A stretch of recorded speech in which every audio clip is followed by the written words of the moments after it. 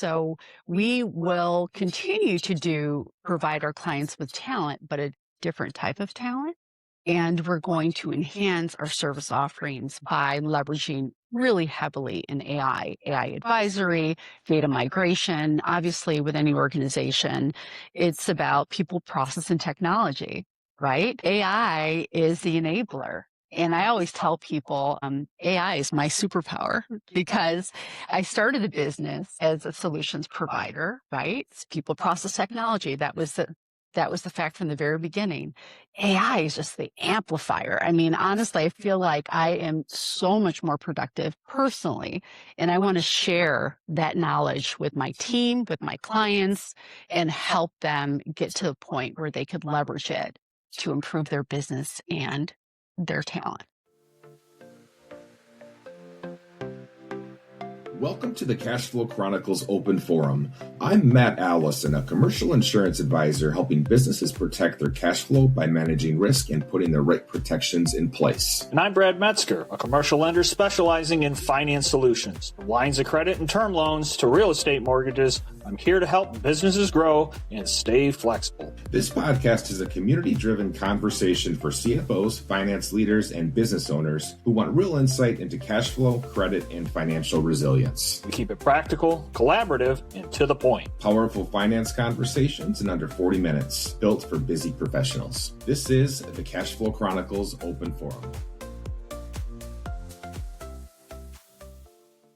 Hey everyone, thanks again for joining the latest edition of the Cashflow Chronicles Open Forum, where we feature various industry leaders to share their insights so we get to know them a little bit more than just their title. I'm so thrilled to have our latest guest on. Welcome. Thank you. Thank you, Matt and Brad. I appreciate being here.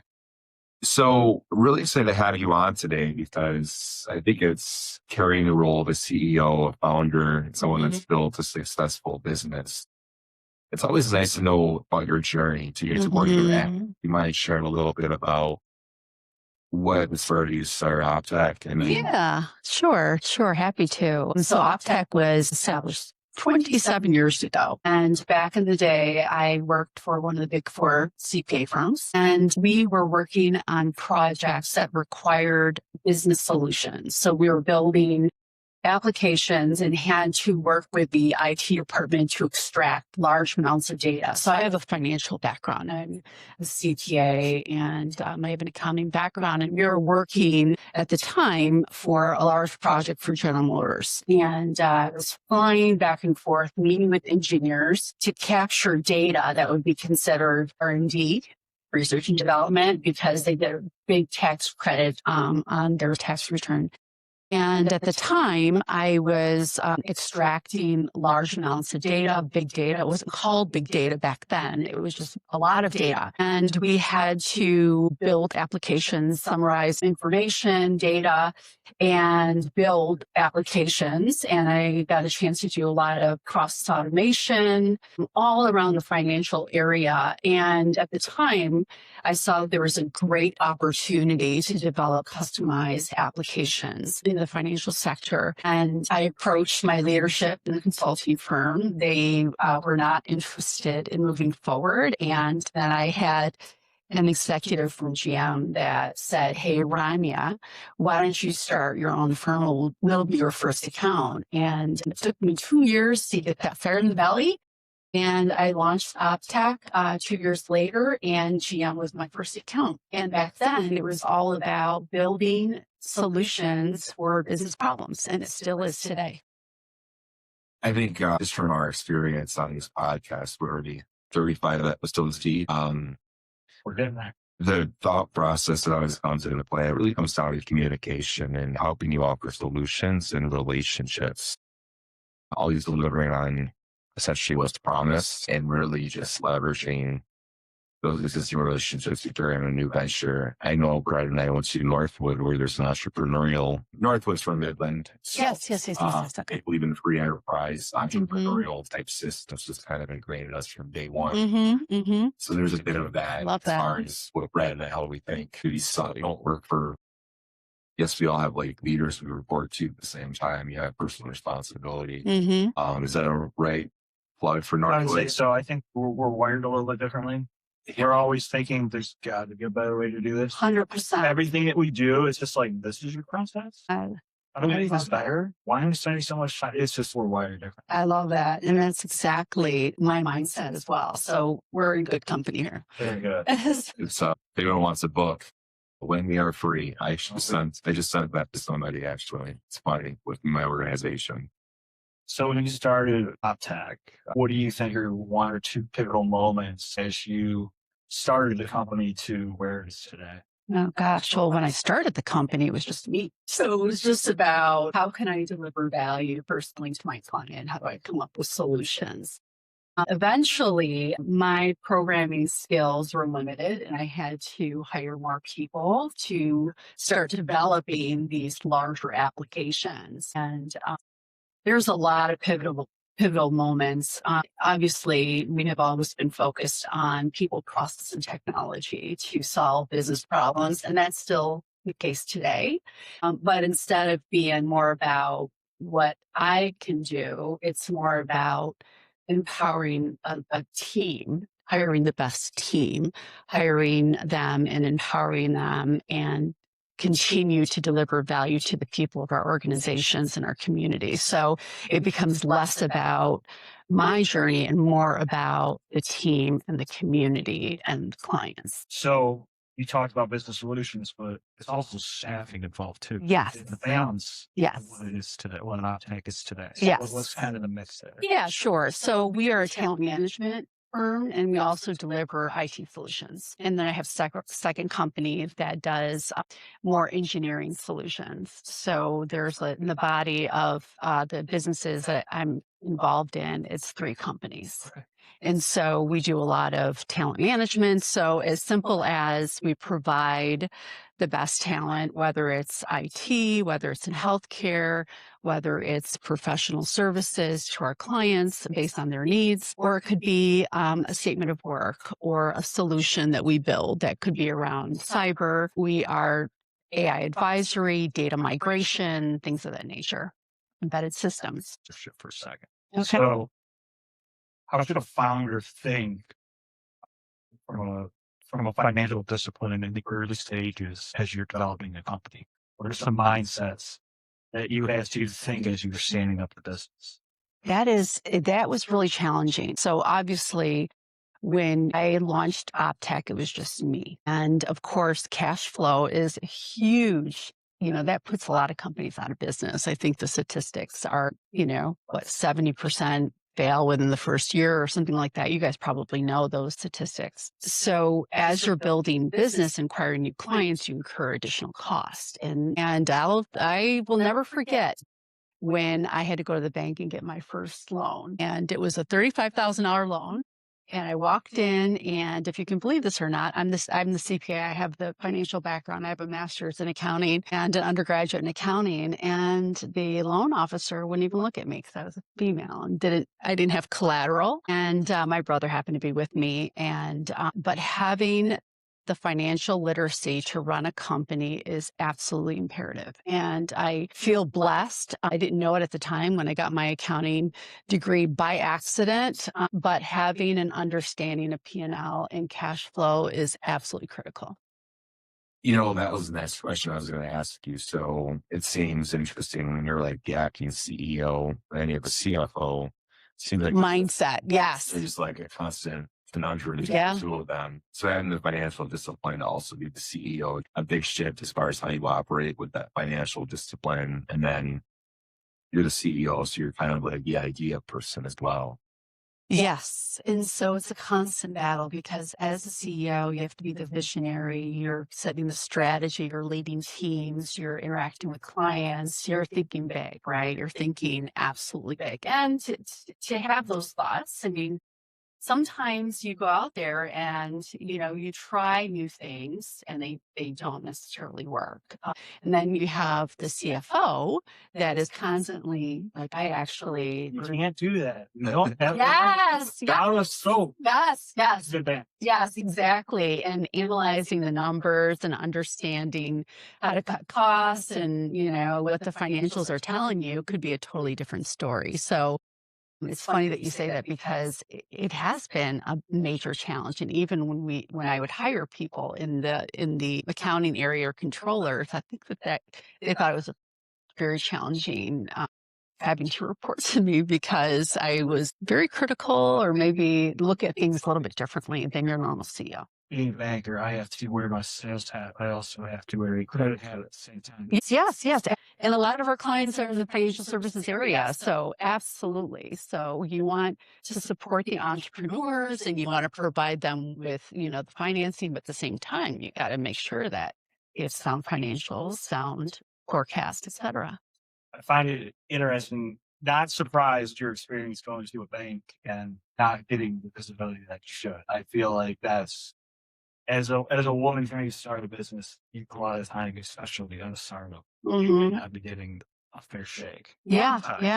It was very much like that in the beginning. It was very challenging getting a loan. I think that things have changed dramatically now. Absolutely. But back then it was a challenge. It was like, what building do you own? What equipment do you own that we could put, do you have collateral? And it was like, no, we're doing services. So it's very different. Even if they were directing the questions to your brother, right? Mhm. As opposed to you. Yeah. Uh, Going back to CEO, CFO balance and creating a relationship. You kind of, as a founder of your business, you had to work both at one point, but you have to at some point navigate that. Yeah. And realize where is my best use of time. Yeah. That is visionary Yeah. growth.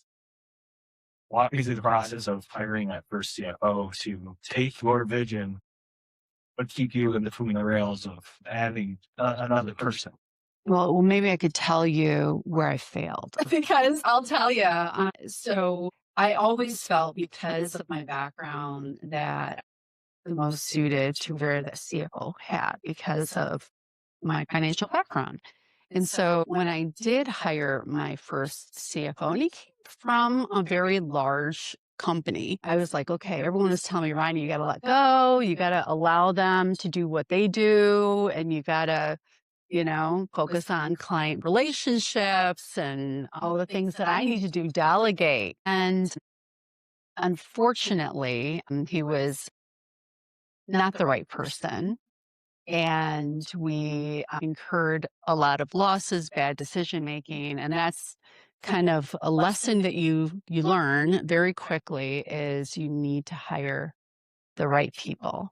You need to set those expectations and you constantly need to check in to make sure that they are carrying out your vision and doing the right thing instead of doing what I did, which was a huge failure, is just, okay, fine, do your thing. And then I'm going to do my thing and not check in as often and not oversee and not go with my gut because I knew something was wrong, but I was like, just ignore the gut. They know what they're doing. They're coming from a large company. They have this expertise. And that was a big mistake. Sharing that vision with them, Mhm. where we're going to go. Mm-hmm. Empowering them to do the job that they do, realizing it's not going to be 100% the way you want it. Correct. Giving that up. And Correct. That's okay. Correct. But end goal, finishing it together, but you're all on the same page. And if you have somebody that's kind of a loose cannon wanting to do their own thing, going rogue, maybe you're not a good fit. Right. And Right. We've talked to a couple of people that's not in the right seat. The cultures, you need to get rid of them. Yes, correct. And that was the other mistake that I made. I kept him on way too long. He did not fit our culture. And as a result, when you have the wrong person in the wrong seat and you hold on to him too long, you lose a lot of good people. Not only are mistakes being made, but you lose a lot of good people that do fit your culture when you decide to hold on to people that don't fit the bill. And that was a critical mistake I made. Sure. Well, let's talk about footprint, right? So you started here in southeastern Michigan. Mm-hmm. In Detroit. Yeah. Detroit. Where are we today? And where are your people? Where are your people today? Our people are national and international, but our headquarters are here in Troy. Yeah. So how has it changed from day one to today from I'll call it the industry or the areas that you're at? Yeah. And you're in, right? Because you are always in healthcare. No, that, we obviously started servicing healthcare providers and There's a lot of data. yes, a ton of data, a ton of data. So obviously, just like with every industry, when we started, a lot of processes were manual. You fax I'm really dating myself. I'm even embarrassed to say, but we would fax resumes. We would have Don't do posting. that. Don't call out the fax machine. I'm just, Let's be honest. Brad and I know It still exists. well, that was back then. It was like you had to put the advertisements in the paper, and everything was just very manual. You And get my fax, you have to call. yes, and One page that says confirm. I yes. confirmed the order was to you or whatever that was. Yes. And things changed dramatically, obviously, with the onset of technology and automation and expectations and different roles. Obviously, right now, we're in a crazy time period where a lot of roles that we were filling back over 20 years ago no longer exist. And there's tons of new roles that didn't exist a couple years ago. So the industry has changed dramatically. There was, let's start with the company that started here in Troy, Kelly Services, and how they got started, Kelly Girls, and the type of roles that they were filling, and there was a lot of companies, there are a lot of startups in the staffing area, and so it is somewhat of crowded space. So I would say very manual. It was very relationship based. Relationship is still important, but technology has been a major driver in changing the way we do business with our clients, as well as the type of positions that we fill today. This question, here we go. We're going to pivot now, right? So you talked about technology. So how is integrating new technology adapting to kind of how you hire people or just onboard new business solutions for your customers? So our philosophy has been very much about removing the busy work and the manual work so that we can free up people to have more relationships with the humans. And so we have automated our back office immensely with our systems and our technology. And at first, a lot of people are really concerned when we integrated technology into the onboarding process and validation of people's skill sets, because as we all know, there's a lot of fake resumes out there and people fabricate. And so using AI and means to make sure that people have the skills that they claim on their resumes, from the evaluation of candidates to testing candidates to how we present candidates to when we hire them, automating the entire process, but then keeping the human in the loop so that they can create real relationships with people and our clients. That's incredibly important. Using AI to streamline the processes to find the right candidates quicker. Yes, Shorten the process. absolutely. But then once again, okay, instead of not having to sit down, 20 years ago, I have to physically sit down with 20 in person Yes, and have webcams. right. I guess we did, but they probably weren't great. Yeah. But I think it's honing it in and it allows business owners to find their candidates with less Yes. because it's more. Yes. And quite honestly, the other thing that we're doing right now, and you're probably getting ahead of myself, but every company right now every leader, if they're smart, are looking at how do I leverage AI? Okay, that's the elephant in the room. Like and a lot of leaders, a lot of companies are really struggling with how do I use it other than doing a chat, using chat GPT and finding answers quicker and doing research and things of that nature. But they don't really know how to properly integrate it within their companies. I think the hardest thing is where do I start? Yeah. So if I have a manufacturing company, is it, enter things into a chat? Sure, a process. Yeah. But I think some of it is, hey, I want to put automation in my plan. Everybody's talking about it. But Yeah. what does that look like? Right. And what is it? The 3Ds, dangerous, deadly. Mhm. Yeah. Can't remember the other one. But ideally, it's dull. That's what it is. So again, a good story that I heard was there was a guy, he was literally taking sheet metal and just turning it and putting it on somebody came and said, "Why is he so depressed? Why is he not happy?" And I said, "Well, he's the quality guy. Somebody Mm, called in, so he has to do this. Couldn't mm, we have a robot do that? mhm, And better use your team for mhm. better purposing pieces." And I think that's where manufacturing side, they're trying to figure out how to do more with less people, but that those less people are of higher quality. 100%, 100%. And I think that that's what we're embarking on with every business is how do you automate and leverage technology so that you can free up your people to be more productive and to do higher level thinking and, more analysis and just move them up in the value chain within your organization. Kind of a split question. For the business, your business, what do you think is the biggest opportunity for you in the next 5 years? But also, where do you think your industry is going? Well, without a doubt, I mean, it's no secret that a lot of people are becoming displaced. There's a lot of people that are losing their jobs. There's such instability, uncertainty in the industry right now. Industry in our economy, things are changing rapidly, and a lot of people are losing their jobs. From a business standpoint, a lot of businesses have cost pressures. They're looking at how do I, reduce my costs. Everything has gotten significantly more expensive, and every business needs to cut costs. So they're looking at ways to leverage AI to potentially eliminate roles and reduce costs, maybe increase revenue sources, using it for revenue, improve workflows, things of that nature. But they don't know where to start. That's the problem.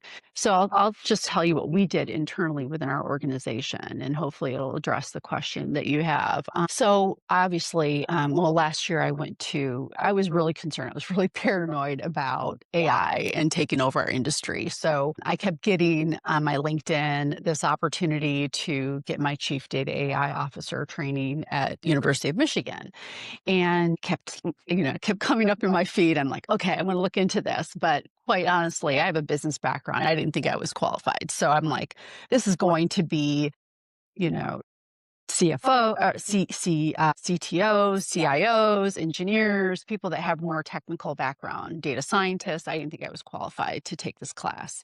So I went ahead and I applied for it and I was accepted in the program. And I was surrounded by incredibly smart people. And I really challenged myself because I was among people that were talking about algorithms and how to do, train the models and large language models, things of that nature that were really technical in the beginning, but I wanted to get ahead of it so I can really understand where business is going, how AI is going to impact business, how we need to pivot in light of what AI is going to do to our business, how disruptive it may be to our business if we don't get ahead of it. But what businesses will need from a talent?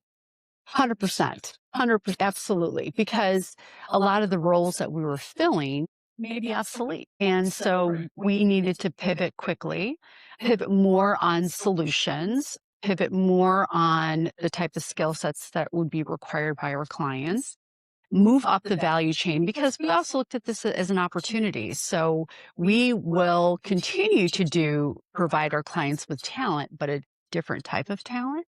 And we're going to enhance our service offerings by leveraging really heavily in AI advisory, data migration. Obviously, with any organization, it's about people, process, and technology, right? AI is the enabler. And I always tell people AI is my superpower because I started the business as a solutions provider, right? It's people, process, technology. That was the fact from the very beginning. AI is just the amplifier. I mean, honestly, I feel like I am so much more productive personally, and I want to share that knowledge with my team, with my clients, and help them get to the point where they could leverage it to improve their business and their talent. With where technology is going, Hmm. again, a bank, so I always pivot back to manufacturing. Yeah, yeah, yeah. We have an aging population that is, heavy in the manufacturing spaces. Knowing where we're going, knowing that everything is data driven, I feel that we don't have a good amount of skilled workers in that in that area. So what do you recommend that we may do? Because I'm assuming that if you're trying to find where you may be able to find somebody, if 10 applicants, you may only be able to find two, and they're not in the region where they are. They're going to have to move. It's very niche. So I'm assuming it's probably really hard to try to find something specific for one of your customers in that specific role. So from an education and training standpoint, what do you kind of recommend for, I'll call it a college student or even somebody that's in a industry that's pivoting? Yeah. Yeah. What should they do? Yeah, no, that's a really good question. And I'll just tell you a little bit of the work that we've done. We recognize that there is a talent shortage for STEM talent. And I'm one of the co-founders for Digital Lakes, which is a 501c3 that main purpose is to bring digital leaders from across industries to talk about technology, talk about issues of concern to CIOs, CTOs. But the big overarching issue is the talent shortage, to your point. And so we launched a micro internship program 3 years. This is more long term to expose students to positions in STEM by providing them micro 4 weeks at a time to go to different industries and learn how every company is a technology company and a lot of these positions are digital. And these kids were born digital. So we're trying to get them interested in the field by giving them that exposure. And the companies are able to get great work from these kids because they're smart and it provides a pipeline for them. In addition, I work with the university. So I'm on the Green and White Council for Michigan State University. I sit on the board for the Mike Ilitch School of Business, as well as the Belinsky, Belinsky Entrepreneurship Program at Wayne State University, and working in a way to say, these are some of the things that you should think about with your curriculum, and trying to thread, for example, most recently with the Green and White Council, how they deployed AI across all 13 of their schools and integrated it into their coursework. Because at the end of the day, you need to learn how to work alongside technology, right? And to your point, we do need individuals that are data scientists, that, data engineers, that, prompt engineers. We need that talent in order for us to be prepared for the jobs of tomorrow. And that's kind of talent we need for our clients. Back when we were in Northwood, there were different degrees that were available. MIS was one, but that was just like, you're doing computers? Like you're doing coding? Like that was kind of weird. Yeah. I was like, what? Yeah. So we had that, but I know today Northwood has added, I think, more finance on the data side. Right. Pulling it in. So yeah, I think that's a great point because it's like stats, 8 stats. And now you just realize that's the future from like a numbers standpoint. Oh yeah, sure. And I think because I mentored these kids through the Career Readiness Academy to Yep. Yeah, Steve is great. Gem of Metro Detroit as far as, yes. As well as the Building Futures. So one thing that's interesting is with talking to these students, and I'm like, well, hey, phones are going to be out of your classroom next year. How do you feel? And they were like, well, what am I going to do for an hour and a half without my cell phone? I'm like, you're going to communicate. Yeah, 100%. So I kind of challenged them. There's like a bus trip they're taking today, and I'm like, all right, I believe in you. Like, this is a good challenge for you. You're a part of this program for a reason. Sit next to a fellow student you don't know that well and just listen. Do the whole 80-20 rule. Do you see, and I told them, like, I think there's some concern, at least individuals in our profession, where you communicate, where sometimes our younger generation is leveraging too heavy into technology. 100%. The people skills. So what are your thoughts as far as how managing those two? Yeah. Because you're in front of the computer screen all day. Yeah. Managing code versus. Yes. And it's interesting that you say, because I get that question all the time. What would you tell students today? And I would say 3. One is thinking skills. They need to learn, they need to think, they need to be creative, they need to be critical, right? They need to think. 2 is the human-centric skills, which a lot of kids really struggle with that. Just the ability to have a conversation, a face-to-face conversation, because you're right, they're always on their devices. And that piece, the human qualities in this AI world, are going to be absolutely more critical And then of course you need to learn AI. You need to understand technology, and you need to work alongside of AI. So I think those are the three skills these students absolutely need. I think that's a great point because it's kind of a crutch if we're uncomfortable. Just think that at ChatGPT and I'm like, it's great using it, but at the same time, this is more of a thought analysis. You have to figure it on your own. Yes. Yeah. That's life. Right. So I think that's kind of the constant challenge for younger generation. You're working through how do you manage not only technology, but also having that people to people Right. I mean, skill set. yeah. Mm-hmm. I mean, see what I mean, MIS students, they're way more analytical, just writing code where it's binary. Yes. Have you dabbled with code at all? I did, because early on in my career, I was building applications. What's beautiful now and why I absolutely love AI is because I don't have to be technical. You know what I mean?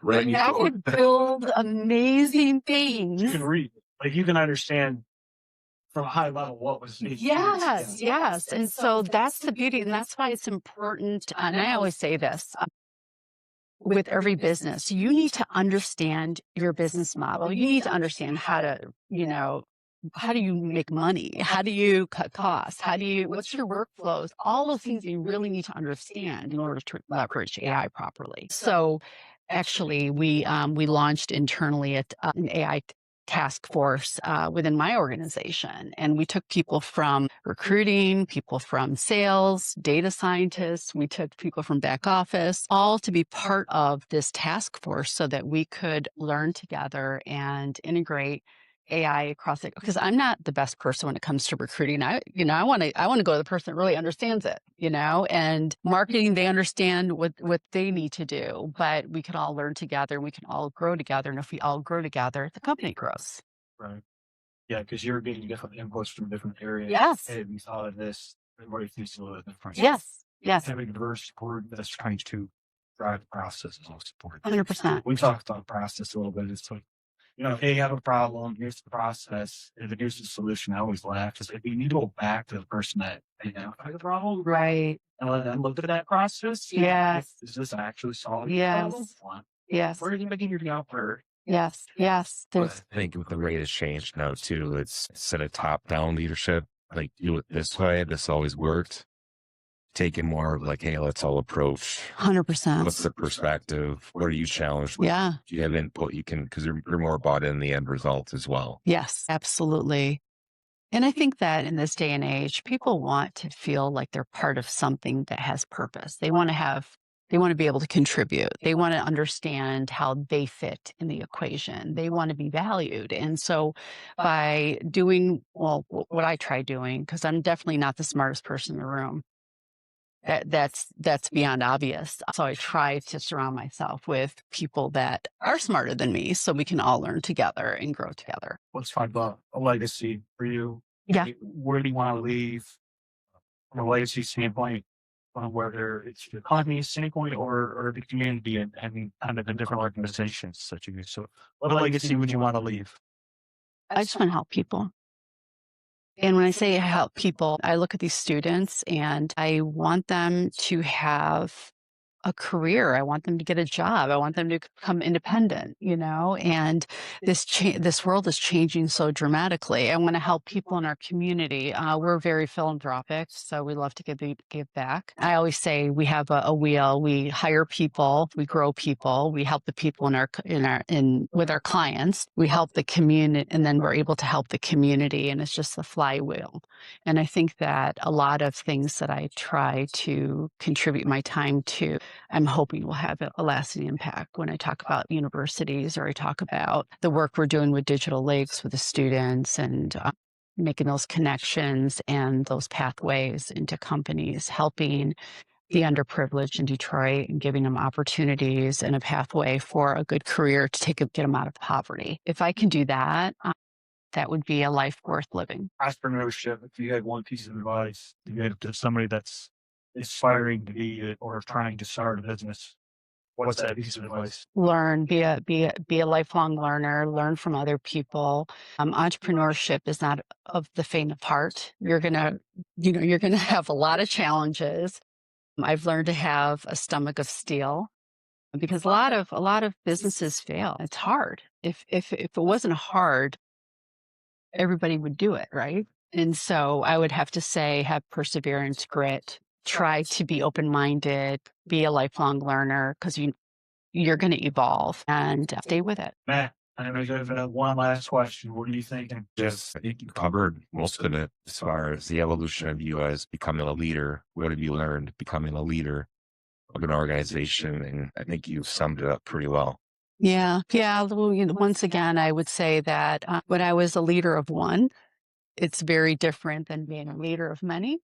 And it becomes less about yourself and more about empowering and growing people and making sure that they realize that they are capable of doing more than they believed in themselves. And so if you can get the best out of everybody, that's leadership. I think that's very well stated. Thank you so much for coming on. Really appreciate your time. I know you have a busy schedule and you added great value to what we're building here. Oh, I'm glad to be here. Thank you. It's a pleasure talking to both of you. Hey, you've made it all the way to the end. Thanks for that. Make sure you subscribe to the Cashflow Chronicles Open Forum newsletter, drop us a like, and follow us on LinkedIn and YouTube.